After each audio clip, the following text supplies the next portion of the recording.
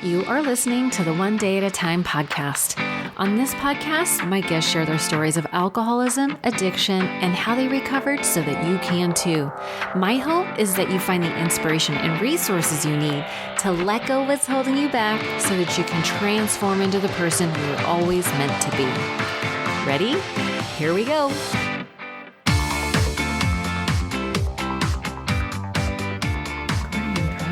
Wendy, thank you so much for joining me. Thanks, Arlena, for having me. So good to see you. I know. So good to see you too. You were on my podcast when was it your first book or just your latest book?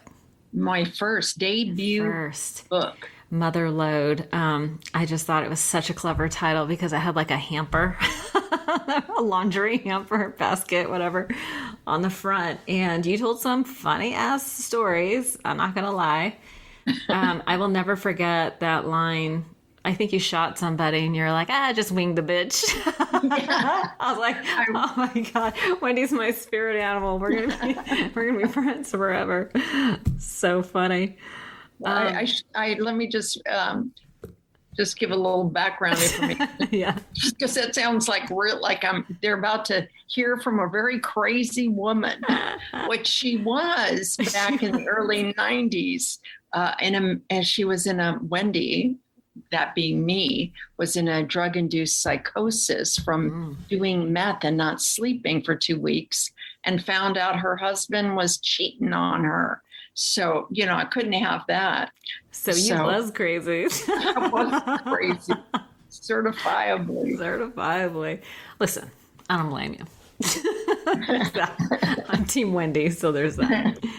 Wow. Yeah. So your first book, Mother Load, did really well. It's part of the Quit Lit landscape literature now. So happy that you're back and you've written another book. It's so amazing. Another book, Incorrigible.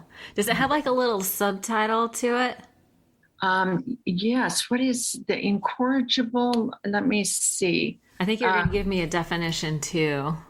Well, let me give you the definition. Okay.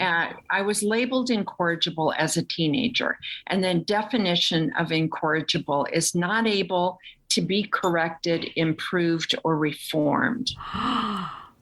So that is the label, they put on me when I was a teenager, and they still put on kids that are going into the juvenile justice system. It's Incorrigible is a coming of age memoir of a loss, addiction, and incarceration. Wow. I mean, that's labeling you as hopeless. Hopeless. What did that do to you as a teen? We're talking teenager. How old were you? I was about, I think, 14 or 15. Young. And I was like plucked from my lifestyle, which is somewhat a privilege, in Santa Monica, plucked out of there and had to learn how to navigate the criminal justice system of probation officers, juvenile hall, foster homes, mental institutions. One of the same mental institutions my mother had frequented. Wow. And if I could, just in timeline, Mother Load was something that was just needed to come out of me. I had to get it done. But if I had a choice, I would have written, if I would have known I was going to be writing other books, I would have done Incorrigible because it's a prequel to Mother Load. Yeah. Really. Do you feel like Mother Load had to come out because as you were raising kids, just all the guilt and shame, was that most pressing for you? It was burning. Yeah. It was just burning in me to get out, and I didn't have a lot of plans, to become a writer, but I knew that I was supposed to write this book. Mm-hmm. And it's funny, I'm on my third book now, which documents my 20s, which was it's crazy. It's crazy as well. I cannot wait. The stories you must have. Yeah, it's pretty, that they would label me something like beyond reform. And here I am, if I could go back to, those people and the people that are labeling kids that are dealing with trauma. I think that, we've progressed enough in society to change the language and to a trauma informed, approach to adolescents that are going into the system, because they're coming from broken homes, they're coming from incest, from violence, and to say that about a kid and stamp them with that, it's beyond me. So wrong on so many levels. You know who does trauma informed work is, especially in like, I want to say jails and stuff, is Dr. Stephanie Covington. Heard of her? Yeah, she's the one that wrote A Woman's Way Through the 12 Steps like 25, 30 years ago. Yeah, she's super cool, but she does trauma informed, like I want to say legislation or policy. That's the word I was searching for. Policy. Trauma informed policy, because it does, when you talk about little kids that are coming out of these horrible situations that you mentioned, they're gonna act out. They're gonna be pissed with no tools to resolve that anger, and they're gonna do stuff, right? And to label them and condemn them for the rest of their lives or whatever. I mean, beyond reform, that's insane.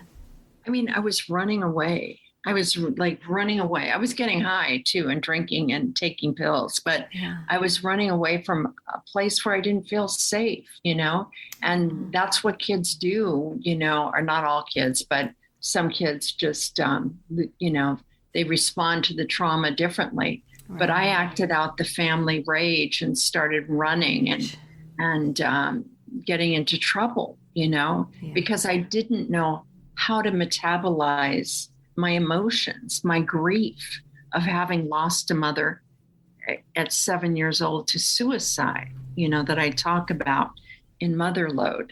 And as I was saying earlier, that Motherload was, something that I needed to get out. It was about my mother. And if Incorrigible is more about my father, it's about my father. And as I was saying, that writing this book, I wrote it during COVID. It really gave me insight to what he must have gone through as a father who lost his wife, had 4 kids he's a widower. He's got 4 kids to raise.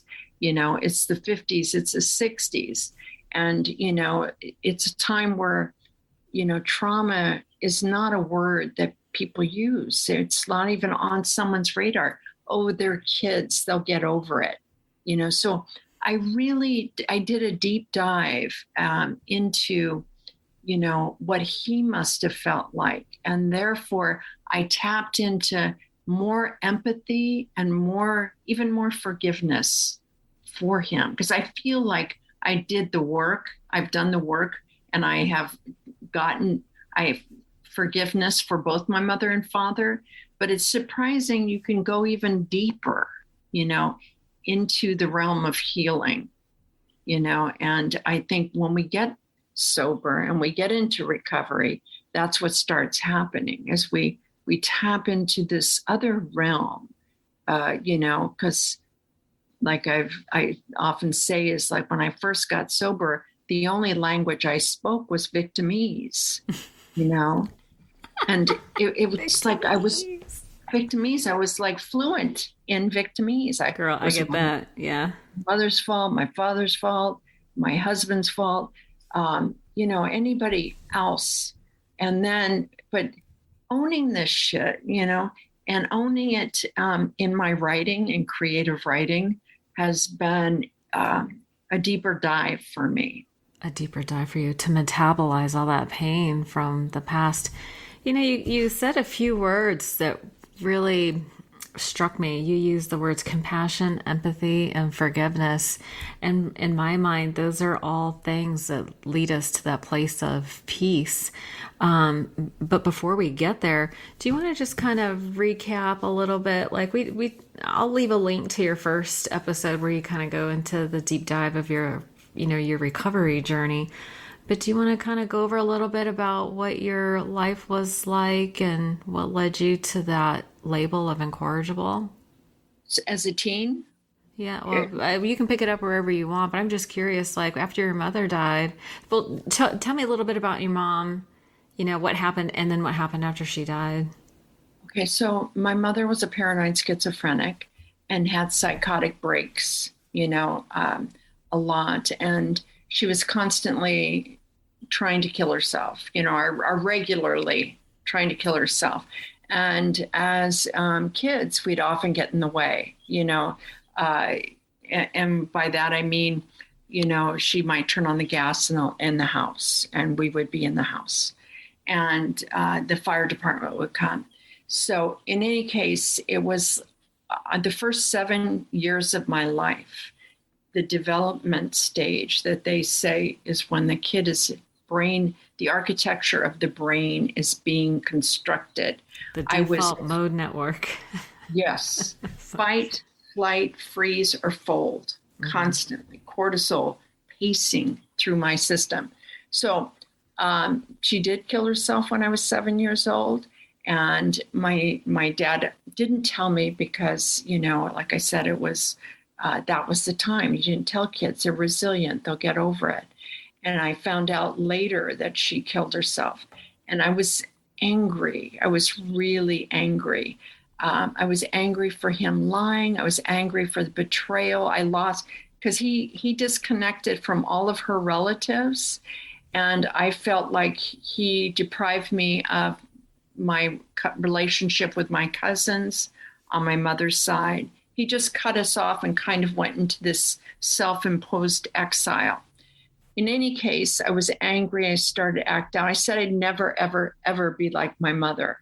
And like, I don't know about you, but saying never is like giving the universe the exact coordinates to where you're going to later I'm never land. going to be rich. Let's see what happens. I'm never going to be rich. I'm never, we should just Can never we use at all. that? Okay, sorry. Yeah, let's do that. No, that's good. Okay. So you were angry because you were lied to. You were lied to. I was lied to, and as a kid, I felt betrayed. How old were you when you found out? About 13, right before. Oh, rough age. Yeah. Okay. I found out. This is in the book Incorrigible. I found out from my housekeeper. My dad had a housekeeper who was turned into his drinking buddy. She told me. She goes, I think you have the right to know the truth. And she goes, I want you to know that your mother killed herself. And so I just go, what? What? And she had turned into my father's drinking buddy. And so, she was probably tipsy, when she told us. And so I confronted him. And of course, he said, you were too young to know, blah, blah, blah. But I was still pissed off and never having any of the tools or never addressing the loss and the grief of my mother. I should say that I never went to her funeral. Like that is a place where, you get to grieve or, you get a better understanding of what death is. Not to say that a 7-year-old can even find a language to describe what it feels like to lose a mother and like, now how do I navigate the world? So all of that led up to me drinking, finding alcohol, a way for me to not care. As a way for me to not be self-conscious. It was a way for me to operate in the world, a world where I didn't want to be, and I can do this, I can do this if I'm high. This works, So I found alcohol and started running away, started just like my GPS, once I drink, I lose all connection with my GPS or my internal guidance system. Yeah. And so that started happening and, getting arrested with the police. For what? And then to the point where finally my dad we went to court in the juvenile system, and he told the judge, I don't know what to do with her anymore. I can't control her. And I mean, that's true. I was out of control. But that's when they labeled me incorrigible and sent me to juvenile hall. What did you get arrested for? That time it was runaway. Oh, I didn't know you could get arrested for that. Yeah. Okay, so you got arrested for running away, and they just labeled you incorrigible and then put you in juvenile hall.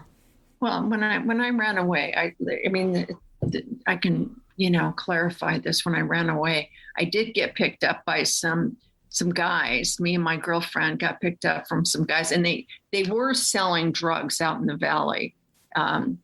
So we didn't know they were big drug dealers. Oh my God. I wasn't charged with drugs. I was only charged with runaway, but we were in a kind of precarious situation with guys that were dealing drugs. And so when the doors got kicked down, me and Tara, I don't know, I might have changed her name in the book, but we were hauled off for being runaways. We weren't charged because we didn't know. So, from there I went to court, and because my dad threw his hands up with me and didn't know what to do, they stamped that incorrigible on me.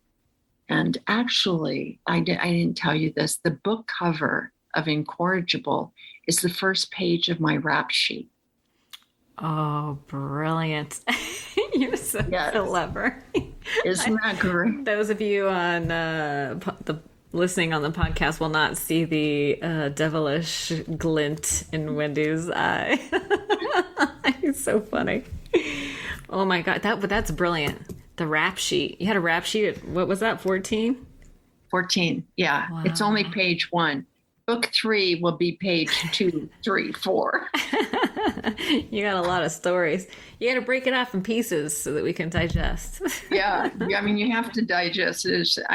It's so incredible that to be on this side of it, sharing this story with this perspective, Oh my goodness, because you deal with a lot of teens now, right? I deal with teens. I work at an adolescent treatment for mental health.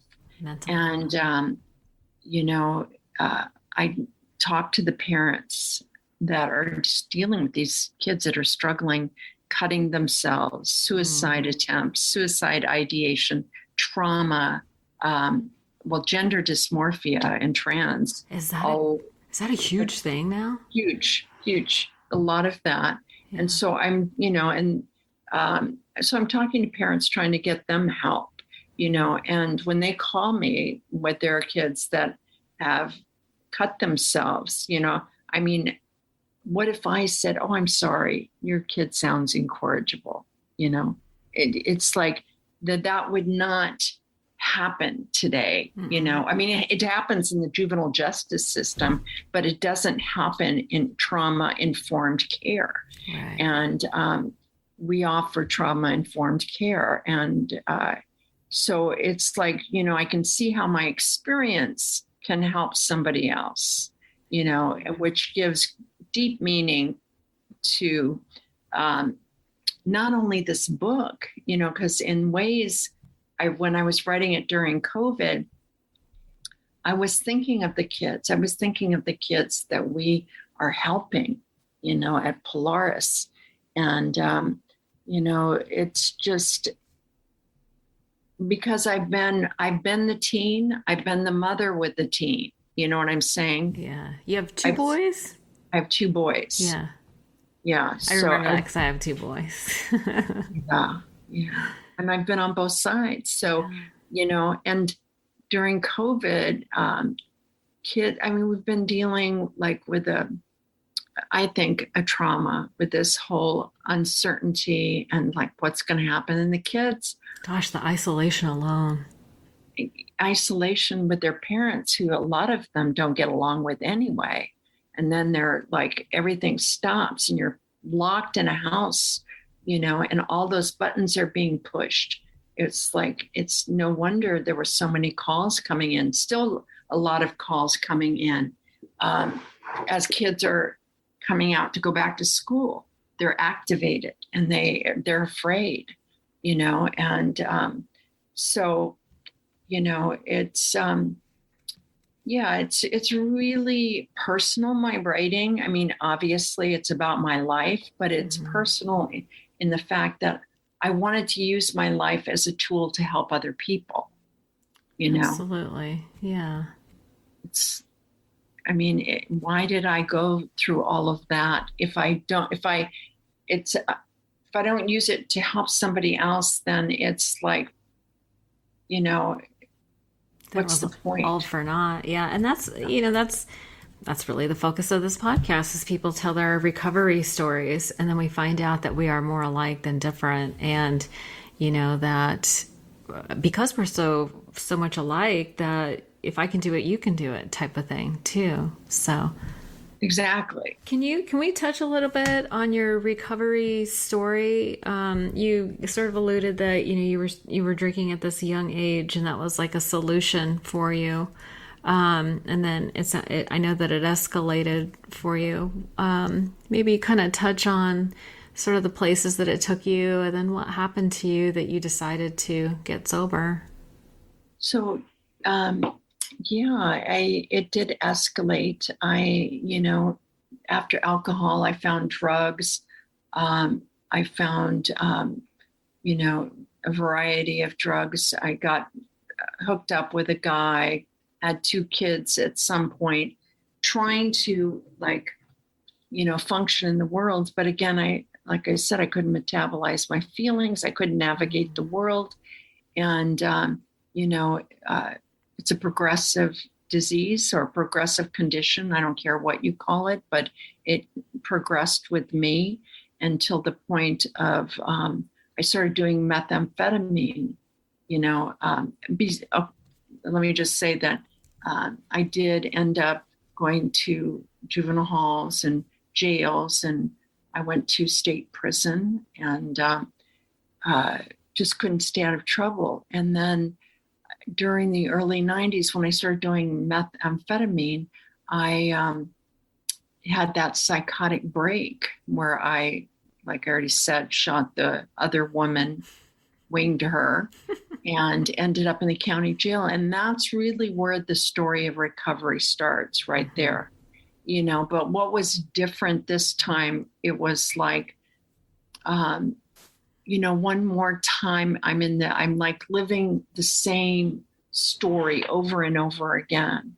And I've been blaming everybody else for my life. But at this point, I had the realization that I was the common denominator in the story. I'm the common denominator. It's like I can keep continuing to blame everybody, and I did for a while. But I am the common denominator. And if I really, if I wanted to pay him back, because he moved the other woman into my bed when I went to jail, as Ouch. you know. Yeah. And so I would, was angry and I wanted to pay him back. And I had this realization, the best way to pay him back would be to be a success. But what is success anyway?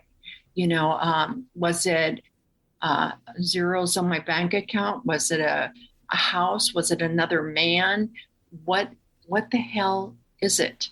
And all I knew, the only answer I came up with is I'd have to be sober to find out what success is. Yeah. That I knew intuitively that I wouldn't be able to be successful unless I got sober. So that was my dream in the county jail, was to get sober. I went to, when I got out of county jail after a year, I went to a women and children's place, and my older son is in juvenile hall. So he's walking in my footsteps the same way I walked in my mother's footsteps. And then I get my younger son, Ricky, and we stay at this transitional living. Okay, so I didn't fully think, I didn't think I could get sober or stay sober. I didn't think it could happen for me. I thought that it was something that happened to other people, and I'm glad that you're able to do it, but you don't understand where I've been. You don't know what I've done.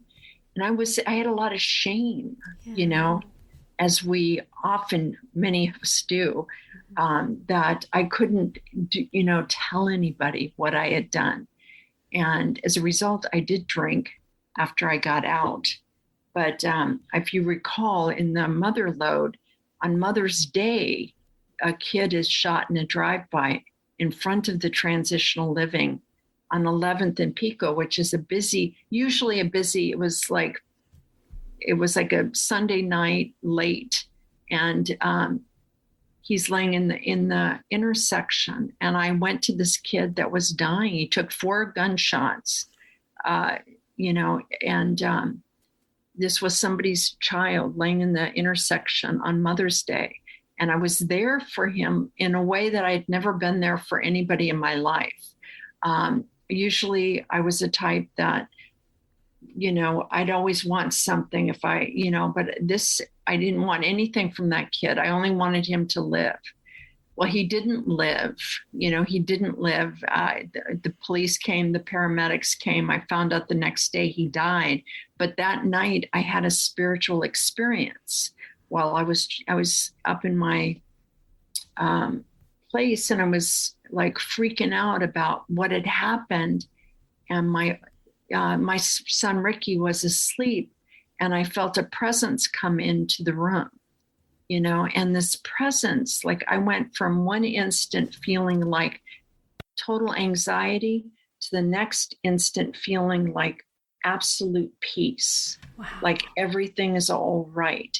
I mean, it was a white light variety spiritual experience. And it totally, it transformed me, not instantly there, but in hindsight, it was the key to changing my life. It changed my life to the point where I thought, well, was that God, that light, or was that the boy that came to me? I thought maybe it was the boy's spirit came to thank me for being there with him as he was dying, as he was transitioning, For a long time, I wanted to find his mother and tell him I was there. Your son wasn't alone, but I never did. But that's when I got serious about recovery and got, let's say, out of the bleachers and onto the playing field, and started participating in my recovery. And in that, what that means is I built up a community around me. I started getting involved. I went back to the juvenile halls that I had been in as a kid. I talked to those girls. I saw how my experience was useful to them and how they related. And then it was also for me, like going to Sylmar Juvenile Hall where I'd been and talking to those girls was almost like reaching through a portal in time to the girl that I abandoned when I was 13, when I was 14. And that's what I think recovery is. For me, recovery is integrating all of those aspects of all those pieces of myself that I left, abandoned every time I took a drink, every time I ran away. It's like every time I gave myself away and didn't say no to somebody I didn't want to be with. It was like, and I go into some of that in Incorrigible. It's like not having the boundaries, not having the self-love or the self-worth to say no to a man. So that my recovery has been about, one, integrating the parts of me that I abandoned, and two is healing the relationship with my sons. It's like, that's what Mother Lode was about. It's like, how do you heal a relationship with your kids? I mean, how do you, once you lose your mind, how do you get it back? And are you restored to sanity? And it was, for me, it was like, it meant everything to me to show up for my kids and make a living amends to them by being present despite what was coming down the pike. Because like I said, I've had challenges with my own boys, and, one was in juvenile hall. Ricky started acting out, and just being that kind of anchor for them, and being present, being sober, a sober mom who didn't go, oh man, this would be so much easier if I had something to drink. I just stayed present. And as a result of that staying present, I was able to, heal the relationships with my boys. And I'm very close to both Ricky and Jerry today. I was able, to make amends to my ex-husband. It's huge, and I mean, that's like not who I was when I was in the county jail. And in the county jail, I think that at that time, my bandwidth was so narrow of life experience. Like, if I never could have imagined that, like, if a cellmate would have said, Wendy, hang in there. One day you're going to write a book. No, you're going to write 2 books, maybe 3 books. I would have never believed it. If they would have told me you're going to travel, like I've traveled. I just went to Hawaii recently. I swam with dolphins again. It was wild dolphins, and it was amazing. I couldn't see my life like that. But that realization that I had, that like, what does success mean? It means sobriety. It means that is my foundation. That is my foundation. Being sober, being present, addressing whatever comes down the pike, and sometimes I don't like it, sometimes I get activated, like COVID, when it first hit, all of that fight, flight, freeze stuff was activated for me because of the uncertainty, but the difference between now and back then is that I recognize it. I go, oh, I'm activated. This is pushing my button. Mm-hmm. What do I do? What do I do when I'm activated? Well, I have a meditation practice that I do daily. I pray, I do that daily, sometimes all day long. I write. Writing for me is one of the most therapeutic tools that I wish everybody could tap into. 'Cause I also do writing groups for different treatment centers. And writing, it's also gives me a portal to my past. It also is about resurrecting my mother and father who have passed. It's resurrecting their spirits. And it's like it's like I said, like a deep dive at what was happening and how they felt. Like I have to be in my father's skin. I have to be in his mind to try to empathize and see where he was coming from, and that takes me back. So I'm resurrecting their spirits when I write, and I find great therapeutic value in that. The writing process is so magical. I had a friend say that there's a BS filter in your elbow, and when you write, the truth comes out. It's true. It is so true, because you're not censoring yourself. It's right. Just like something happens when you take pen to paper. Yeah. Sometimes I don't know what I think until I write. It's kind of interesting, because we can be so self-deceived. I have so many questions to ask you. It's kind of up in my world right now. There's a lot of women that I've been working with, that struggle with things like anger, Maybe it's anger because of self-abandonment. Like you talked a lot about self-abandonment and boundaries and things like that. And for me, it's like that self-betrayal. We're taught so young, especially the women. I guess the men too, but I ain't a man, so Right. I think I see everything through the lens of what it was like to be a woman, right? And I see these women that are conditioned to, be nice girls, don't get angry, stuff that shit, nobody wants to see you're ugly, be cute, be pretty, be sweet, make everybody else feel nice.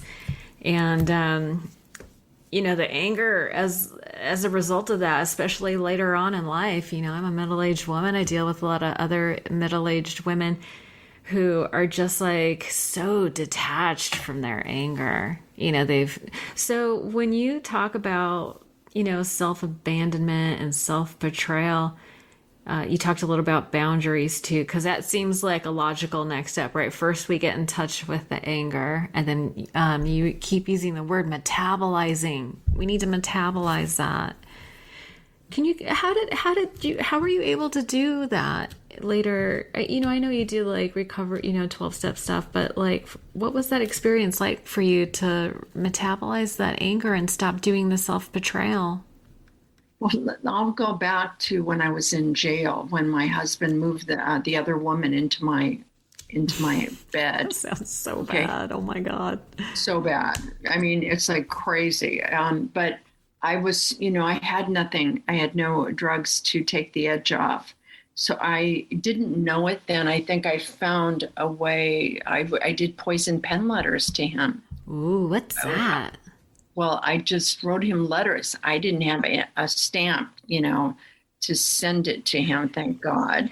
But I wrote letters to him, just like angry, raging letters, and so it's a tool I use even today, is writing poison pen letters and giving people permission to write it down, and don't censor yourself. Just let it rip on paper, and then burn it or shred it or flush it.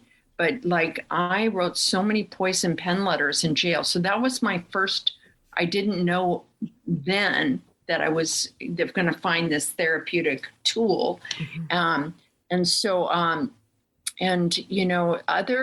Other ways that I try to get clients to get in touch with, things that are going on is like, if they are angry, what is the anger saying to them? Like, take me inside your head, or I'll use it with resistance. If you are resistant to living your best life, tell me what the resistance is saying to you. So we start a conversation, because we're like, what you resist persists. Yeah. So we're getting intimate with the anger. We're going there. Let's just go there. Let's get intimate with anger. What does it want you to do? What does it want you to say? What does it want from you? What is it physically, mentally, emotionally, spiritual? You write that down. Now, the ideal Wendy, the Wendy that isn't angry, the one that the way I'd like to show up in my life, has a conversation with that, writes back to that person. It writes back to the anger, and has a conversation. So the Wendy now, who I am now, is talking to the rage in me that I've been resisting. So like, let's just let it out. Let's just like get to know it.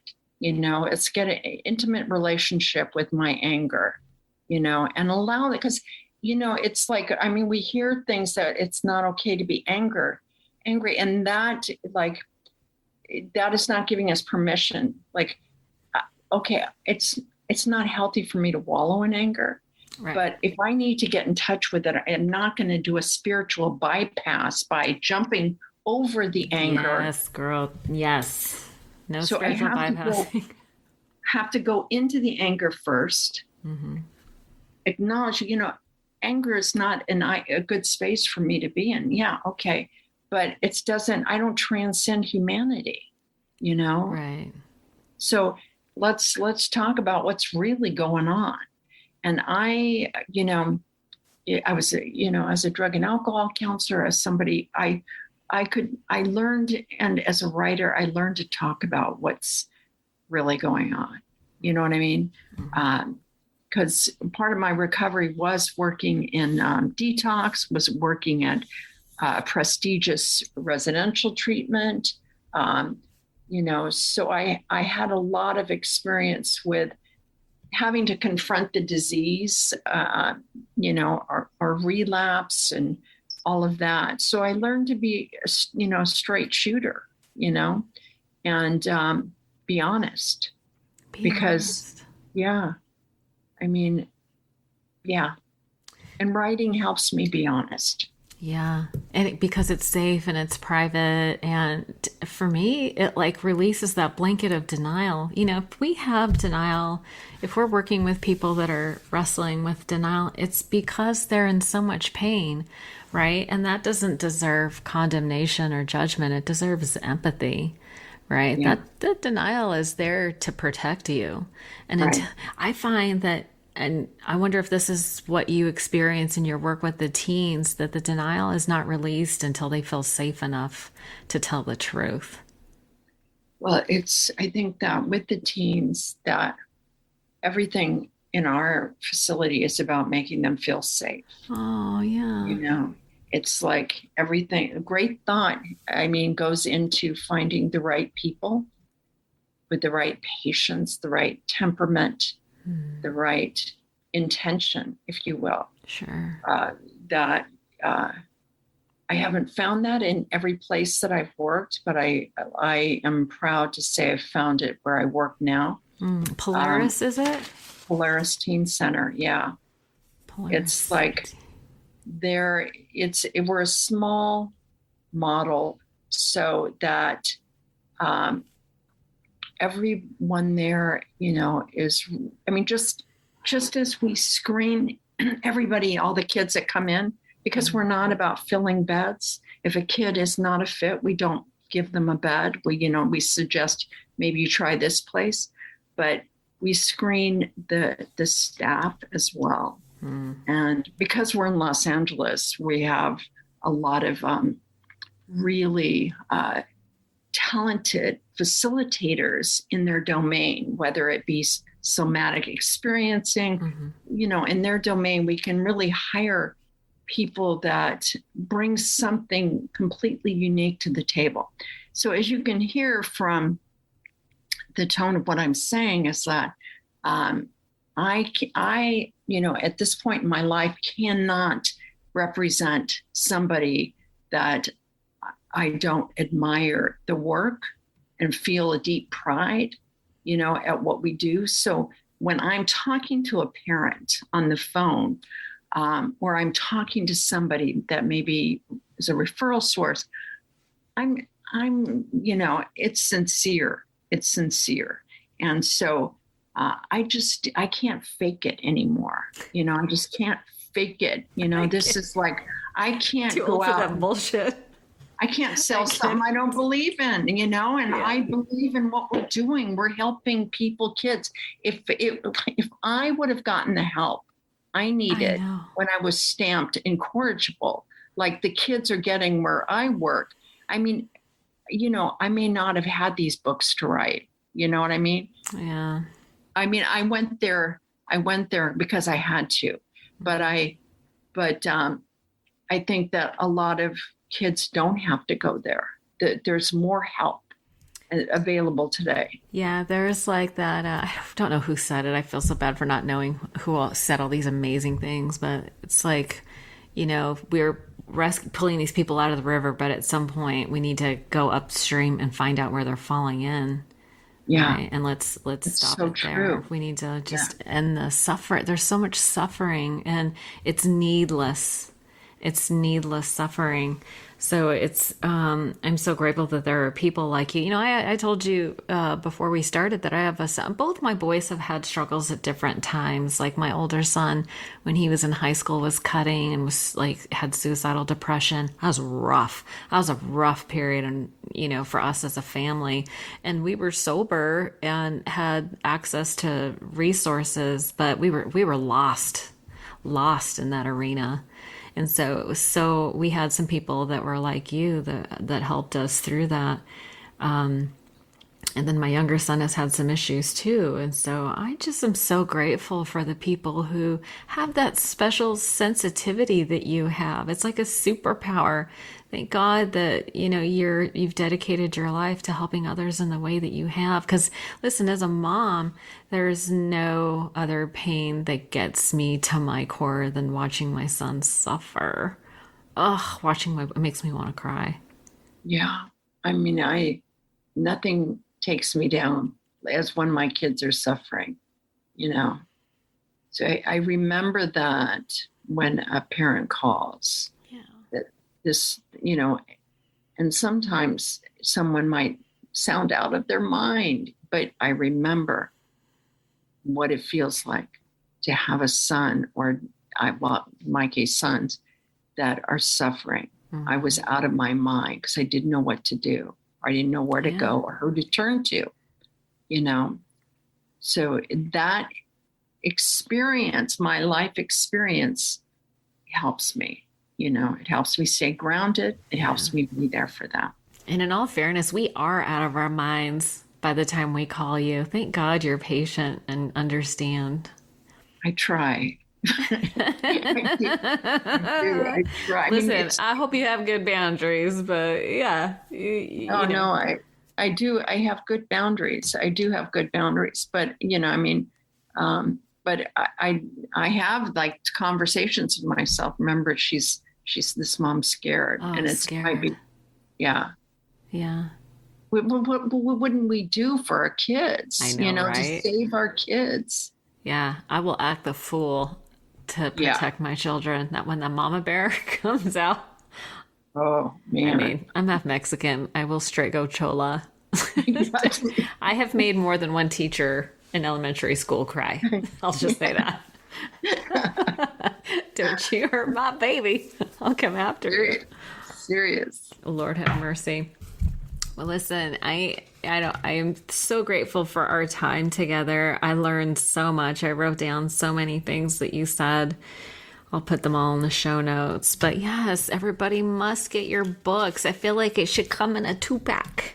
2-pack. It's going to soon be a 3-pack. It'll soon be a 3-pack, yeah. But don't wait for the 3. Just get support my girl Wendy and her work. I mean, listen, if a woman who is trying to help your babies survive, if you don't deserve to, who does? I don't know. Right. I don't know. Let's all support my girl Wendy. They can buy your book at wendyadamson.com. I know that they can get both your books, Motherload and Incorrigible, on Amazon. And thank you for the work that you're doing at the Polaris Teen Center. You have earned your wings, my friend. Well, thank you for the work you're doing here. Just getting these interviews and talking to such diverse, interesting people and having a conversation that needs to be had. It needs to be had. Man, did you hear that stat lately about how many OD? I think it was 81,000 people OD'd in a 12-month period. I think they ended the count sometime in May of 2021. A lot of people are suffering. Scary. Yeah, Scary. it's really sad. But let's pull people out of let's keep them from falling in. Right. That's right, girl. These are important solutions that you talked about. The poison pen letter. Ooh, that's a good one. It's really it helped me. Yeah. Who knew? I heard somebody gave me this other exercise about writing a letter from my inner child, like from my inner little girl. And I started writing and I was like, oh, damn, she's pissed. Yeah. And you can do it with your left hand as well, because it engages a different part of the brain. Genius. You're a genius, Wendy. Well, listen, thank you so much. I'm going to send everybody to your website. I'll leave links to everything. Is there anything else is there any way people can get a hold of you, or just go to your website, or are you on social media? I'm on social media, Wendy Adamson on Facebook, and my Instagram is number 2, Jedi. Number 2, Jedi. Please follow me there. I'm also having a book launch. I don't know if this will be out in time, but I'm having a book launch on the, let's see, I just want to go, August 25th, that is open to anyone that wants to go. You know, where is it? In LA? It's going to be virtual so that anybody can go. It's like, and I'm going to be talking to Dr. Michelle Butler, who is, it works at Polaris Teen Center. And we're going to be talking about the book and talking about adolescence and treatment. So it might be a timely, Yes. It's, I can send you the link. Please do. As we record, today is the 12th. I was going to publish it next week. Maybe we can bump it up for you. Well, I'll send you the link. It's going to be open to anybody. It's virtual, and it's going to be fun, and it's going to be educational. A lot of moms in recovery listen to my podcast, so I will. Yeah, I think you will get a good turnout. It'll be very helpful.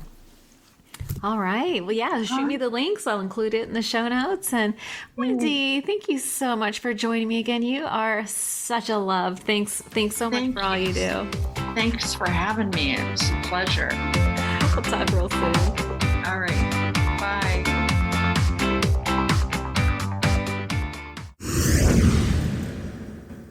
One last thing before you go, if you enjoyed the podcast today, please don't forget to subscribe on iTunes or Stitcher and leave a review. And if you'd like to make a donation to the podcast and help me keep the lights on, you can do so by visiting odatchat.com. There's a donation button or membership button on the right-hand side. Have a great day. Thank you so much for joining us.